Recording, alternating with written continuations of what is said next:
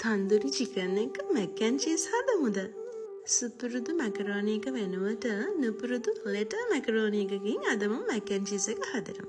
වතුරට තෙල් ටිකක් එකතු කරලා තම්බනකොට මැකරෝනි ඇලෙන්නේ නැතුව අපිට හදා ගන්න පුළුවන්. තන්දුරි චිකන් වලට මම ගත්තේ බෝන්ලස් චිකන්. කපාගත්ත චිකන් ටික සීසන් කරලා විනාඩි 10ක් විතර තියලා තියන්න. ඊළඟට තෙල් චුට්ටක් දාලා මේක බැද ගන්න. කටු නැති නිසා ඉක්මනට මේක බැදෙනවා. මැකරෝනි එක හදන්න මුලින්ම බටර් එකතු කරලා ඒකට ඉඟුරු සුදුරුණු පේස්ට් එක එකතු කරන්න ඕනේ.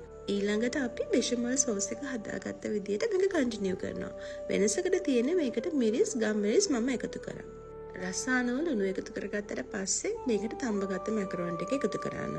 ඒකට මාළට පුළුවන් තව චීසි ෆ්ලේවර් එක ගන්න මොසරෙල්ලා චෙඩර් වගේත් පාවිච්චි කරන්න. දැන් අපේ මැක් ඇන් චීස් එක රෙඩි. අපි කලින් හදාගත්ත මස් වලට මේ වෙලාවේදී මේකට එකතු කරගන්න පුළුවන්. නැත්නම් මම වගේ මෙම උඩින් එකතු කරලා විනාඩි 5ක් එයාර් ෆ්‍රයි එකේ දාලා ගන්නත් පුළුවන්. මොකද්ද මේ බෙෂමල් සෝස් එක? මගේ ලසඤ්ඤා වීඩියෝ එක බැලුවොත් ඔයාලට අයිඩියා එකක් ගන්න පුළුවන්. දැන් රස බලන වෙලාව. වීඩියෝ එක ලයික් කරලා මම ෆලෝ කරලා තියාගන්න. ගිහින් එන්න සුබ දවසක්.